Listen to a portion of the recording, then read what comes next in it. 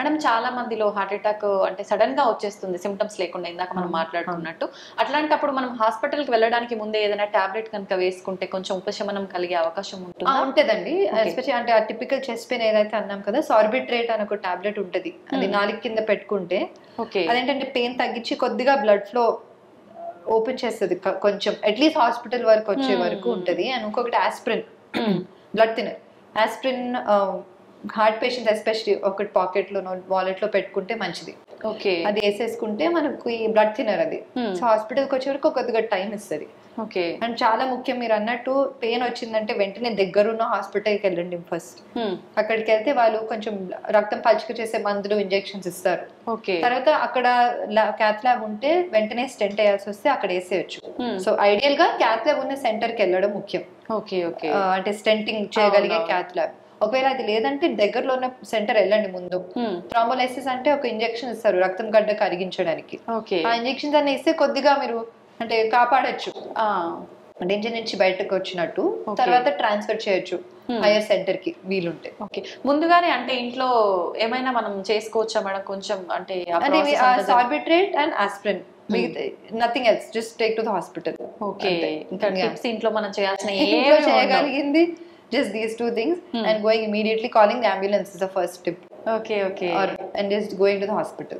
అసలు లేట్ చేయొద్దు. ఇంకా కొందరికి అనిపిస్తుంది ఇలా పొద్దున వెళ్తా, కాసేపు పడుకున్నాక తగ్గుతుంది అనుకుంటారు. టిపికల్ పెయిన్, బరువు పిండేస్తున్నట్టు, చెమటలు వస్తున్నాయి అంటే వెంటనే వెళ్ళాలి. వెంటనే వెళ్ళండి. ఒకవేళ ఈసీజీ బానే ఉంది, అన్ని బాగా, మళ్ళీ ఇంటికి వెళ్ళొచ్చు. అలా అని లేదు, పొద్దున ఎక్కువ అవుతుంది. అదే 100% బ్లాక్ అవ్వచ్చు, 95% ఉన్న బ్లాక్ 100% అవుతే ఎమర్జెన్సీ డైరెక్ట్ గా వచ్చేస్తారు. అది కాకుండా ముందే కొంచెం జాగ్రత్త పడితే మంచిది. మేడం, చాలా మంది ఆఫ్టర్ కరోనా వ్యాక్సిన్స్ తీసుకున్న తర్వాత హార్ట్ అటాక్స్ ఎక్కువగా వస్తున్నాయి, చాలా మంది హార్ట్ అటాక్ వల్ల చనిపోయారు, ఇలాంటి వార్తలు వింటూనే ఉన్నాం. ఇదంతా నిజమే అంటారా? అంటే వ్యాక్సిన్ వల్ల తక్కువ అండి, డిజీజ్ వల్ల చాలా మందికి ఏంటంటే బ్లడ్ లో క్లాటింగ్ టెండెన్సీ పెరిగింది. సో రక్తం గడ్డగట్టడం, తొందరగా గడ్డగట్టడం అనేది జరుగుతుంది. యాజ్ సచ్ వ్యాక్సిన్ తో తక్కువే అండి. మనం చూసిందంటే వ్యాక్సిన్ తో చాలా తక్కువ. జబ్బు వల్ల చాలా మందికి హార్ట్ అటాక్ యంగర్ ఏజ్ లో కూడా వస్తుంది. ఒకసారి హార్ట్ అటాక్ వచ్చిన తర్వాత మళ్ళీ నార్మల్ లైఫ్ లీడ్ చేయడం సాధ్యపడుతుంది అంటారా? ఇప్పుడు స్టెంట్ వేసాక 1 day ఐసీయూలో పెడతాము, 24 hours అబ్జర్వేషన్, 1 day రూమ్ లో. Next day they go home. ఇంటికి వెళ్ళాక ఇంట్లో అటు ఇటు నడవాల్సిందే, అసలు నో బెడ్ రెస్ట్ తీసుకోవాలనేది కాదు. లేదు, ఇంట్లో అటు ఇటు నడవాలి, మందులు వాడుకోవాలి. 10 రోజులు అయ్యాక ఆఫ్టర్ ఓపీ విజిట్ అయ్యాక వాళ్ళు నార్మల్ లైఫ్ బ్రతకచ్చు. మెల్లిగా వాళ్ళ రొటీన్, వాళ్ళ వర్క్ కి వెళ్ళిపోవడము, డ్రైవింగ్ చేయడము, అన్ని మెల్లిమెల్లిగా ఓవర్ 1 month అన్ని మొదలు పెట్టుకోవచ్చు. బట్ మందులు వాడాలి. ఎక్కువగా అంటే చాలా మంది ఓవర్ వెయిట్ ఉన్న వాళ్ళలో కూడా హార్ట్ అటాక్ వచ్చే ఛాన్స్ ఉంటుంది కదా. ఇప్పుడు పిల్లలు చూసుకుంటే ఈ జంక్ ఫుడ్ వల్ల చాలా వరకు చిన్న చిన్న ఏజ్ లోనే ఓవర్ వెయిట్ ఉంటున్నారు, వాళ్ళలో కూడా వచ్చే అవకాశం ఉంటుంది. అంటే అంత చిన్న పిల్లల్లో కాదు, బట్ ఆఫ్ కోర్స్ 20s లో చూస్తున్నాము. కానీ చిన్న వయసు నుంచి కొంచెం హెల్దీ డైట్, అలా అని పిల్లలకి డైటింగ్ అది కూడా చూసాను నేను. కొందరు పిల్లల్ని కూడా రిస్ట్రిక్ట్ అంటే డైటింగ్ లాగా అలా కాదు, జంక్ ఫుడ్ కట్ డౌన్ చేయండి. Junk food and chocolates and cakes, fried foods, దాని కాకుండా మామూలు హెల్దీ ఫుడ్ ఇస్తే. అండ్ ఎక్సర్సైజ్, పిల్లలకి కూడా at least 1-2 hours outdoor place compulsory in a day. So అలా చేసుకుంటూ చిన్న వయసు నుంచి కొంచెం అది అలవాటు చేస్తే మంచిది. బికాస్ పెద్దగా అయ్యాక ఒబిసిటీ వల్ల చాలా ప్రాబ్లమ్స్ వస్తాయి. ఆల్ సిస్టమ్స్ మీద, హార్ట్ మీద, లంగ్స్ మీద, బోన్స్ మీద చాలా మందికి problem. Obesity is a very big risk factor. Heart attack వచ్చిన వాళ్ళకి వేరే అంటే హెల్త్ ఇష్యూస్ కూడా వచ్చే ఛాన్స్ ఉంటుందా మేడం? ఉంటుందండి. హార్ట్ అటాక్ వల్ల కిడ్నీ మీద బర్డెన్ పడచ్చు, స్ట్రోక్స్ రావచ్చు, అంటే వేరే హార్ట్ డిసీజ్ వల్ల మెదడుకి స్ట్రోక్ రావచ్చు. అండ్ కార్డియాక్ డిసీజ్ వల్ల అంటే లైఫ్ స్టైల్ చాలా వరకు మారిపోతుంది ఒకవేళ వాళ్ళు సరిగ్గా చూసుకోలేదంటే. వంశపారంపర్యంగా కూడా వస్తుంది అని విన్నాం, అది నిజమేనా? నిజమే అండి. జెనెటిక్ కాజెస్ చాలా ఉంటుంది, ఫెమిలియల్ కాజెస్. ఇప్పుడు ఫ్యామిలీ హిస్టరీ ఉంది అనుకోండి, మీకు తెలుసు అనుకోండి, అంటే చిన్న వయసులో లెస్ దెన్ 60s లో పేరెంట్స్ కో, grand parents, first degree relative actually, వాళ్ళకి బైపాస్ సర్జరీ కానీ, స్టెంటింగ్ కానీ, అలా కార్డియాక్ డిసీజ్ ఉందంటే ఇంకా జాగ్రత్త పడాలి.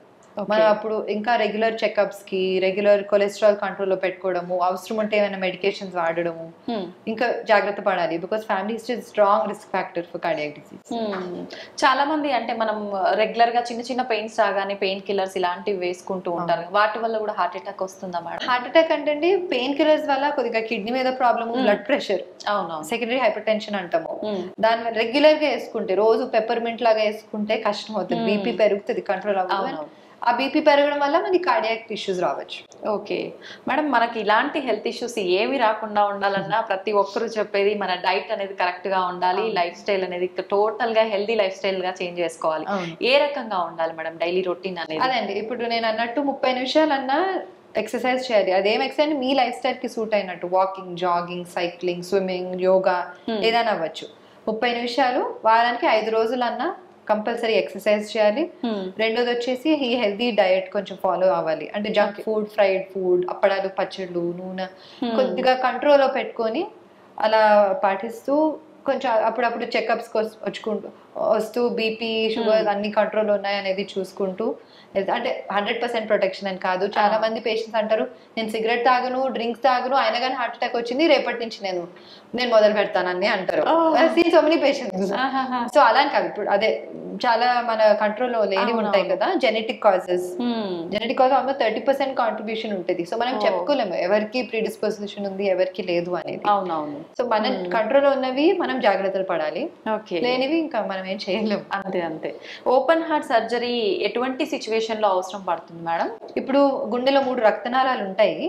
సో మూడిట్లోనూ సివియర్ జబ్బు చాలా ఎక్కువ తీవ్రంగా ఉన్నప్పుడు, కాల్షియం ఎక్కువ ఉన్నప్పుడు, రక్తనాళాల్లో కాల్షియం ఉన్నప్పుడు అండ్ మెయిన్ వెసల్ నుంచే జబ్బు మొదలైందంటే బైపాస్ సర్జరీ బెటర్ ఆప్షన్ అన్నమాట. కానీ అలా లేనప్పుడు మల్టిపుల్ స్టెంట్స్ కూడా అయ్యొచ్చు. కానీ సో మేము డిసైడ్ చేస్తాం అనమాట, ఒక స్కోరింగ్ సిస్టమ్ ఉంటుంది. 3 రక్తనాళాలలో జబ్బు ఉన్నప్పుడు ఇదా అనే ఒక స్కోరింగ్ సిస్టమ్ ఉంటుంది. దాని ప్రకారంగా స్టెంటింగ్ సేఫా, బైపాస్ సర్జరీ సేఫ్ అనేది మేము డిసైడ్ చేసి సర్జన్ తో కూర్చుంటాం అనమాట. హార్ట్ టీమ్ అప్రోచ్ అంటారు దాన్ని. సో కూర్చొని ఈ పేషెంట్ కి ఏజ్ ప్రకారంగా, డయాబెటిక్, కోమార్బిడ్స్ ప్రకారంగా ఏది మంచిది అనేది డిసైడ్ చేసి చేస్తాం. ఓకే, ఆపరేషన్స్ అనగానే జనరల్ గా అది ఎటువంటి ఆపరేషన్ అయినా చాలా మంది టెన్షన్ పడుతూ ఉంటారు. దీనికి సంబంధించిన, హార్ట్ కి సంబంధించిన ఆపరేషన్స్ అంటే ఎక్కువగా భయపడాల్సిన అవసరం ఉందంట? అంటే మేజర్ సర్జరీ అండి, డెఫినెట్లీ మేజర్ సర్జరీస్. గుండెని బైపాస్ మెషిన్ మీద పెడతాము, అవన్నీ చేస్తారు. కానీ వెరీ క్వాలిఫైడ్ సర్జన్స్ ఉన్నారు. సో అది ఆపరేషన్ అయ్యాక కూడా కొద్దిగా ఐసీయూలో ఎక్స్టెండెడ్ స్టే ఉంటుంది. అది అయ్యాక కొంచెం చెస్ట్ ఫిజియోథెరపీ అవన్నీ చేసి మేము కొంచెం extended stay compare to stenting. కానీ అవసరం ఉన్నప్పుడు చేయాల్సిందే. దానికి భయపడుకుంటూ నేను చెయ్యను అంటే కష్టం. అలా కూడా చేశాను నేను పేషెంట్స్. నేను యుఎస్కి వెళ్ళాలి, సో నేను ఇప్పుడు నాకు నొప్పి వస్తుంది, నేను ఇప్పుడు ట్రెడ్మిల్ లో ఏమైనా చేస్తే అదేదో బయటపడుతుంది, మీరు మళ్ళీ యాంజియోగ్రామ్ అంటారని చేయించుకోరు. నేను చెప్తాను అది మంచిది కదా, బయట పడితే మనం దానికి ఏమైనా చేయొచ్చు, దానికి అవసరం ఉంటే బైపాస్ సర్జరీ చేస్తారు. యుఎస్ కి 2 months తర్వాత వెళ్తారు, అంతే. సో ముందు మన కాంప్లికేషన్స్ ఎక్కువగా రాకుండా ముందుగానే జాగ్రత్త పడితే. అవును, అంటే భయపడతారు చాలా మంది. ఇప్పుడు హాస్పిటల్కి వెళ్తే వాడు ఏదో ఒకటి బయటకి, అంటే ఏదో ఒకటి వస్తుంది, బయట పడుతుంది, అప్పుడు ఇది చేస్తానంటే మంచిది కదా, ముందే చేస్తే మంచిది. మళ్ళీ ఎమర్జెన్సీలో రాకుండా ముందే చేసుకుంటే మంచిది. ఏ కాలు నొప్పో, చెయ్యి నొప్పో వాటికి సంబంధించిన సర్జరీస్ అంటే వేరే మేడం. హార్ట్ ఆగిపోయిందంటే ఏం చేయలేం కదా. అసలు జనరల్ గా హార్ట్ పెయిన్ అనగానే మామూలు టెన్షన్ ఉండదు. టెన్షన్ వల్ల ఇంకా పెయిన్ ఎక్కువ కూడా అయ్యే అవకాశం, రిస్క్ లో పడే అవకాశం కూడా ఉంటుంది కదా. అండ్ ఎమర్జెన్సీ సిచ్యువేషన్ లో బైపాస్ సర్జరీ హైయర్ రిస్క్ అనమాట. ఎమర్జెన్సీ వచ్చినప్పుడు ముందు స్టెంట్ వేసేసి అవసరం ఉంటే తర్వాత అన్న బైపాస్ సర్జరీ వేరే రక్తనాళానికి కూడా చేస్తాము. అందుకని ముందుగా మనం చేసుకుంటే బైపాస్ ఆ స్టెంట్ అనేది లెస్ రిస్క్ ఉంటుంది ఎమర్జెన్సీలో వచ్చే కంటే. ఓకే, చాలా వరకు అంటే ఆపరేషన్స్ జరిగేటప్పుడు బీపీలు, షుగర్లు ఇలాంటివి ఎక్కువగా ఉన్నప్పుడు ఆపరేషన్స్ కొంచెం సేపు డిలే చేయడము అట్లా చేస్తుంటారు కదా మేడం. మరి హార్ట్ ఆపరేషన్ కి ఇప్పుడు బీపీ, షుగర్ ఉన్న పేషెంట్స్ కి ఇంకా అవసరం పడచ్చు బైపాస్ సర్జరీ. ఓకే, అంటే కోమార్బిడ్స్ ఉన్నప్పుడు bypass or stenting, depends on that whole profile. But అప్పుడు అవి ఉండగా మనం చెయ్యాలి, దానివల్లే కదా వస్తుంది, కాబట్టి మనం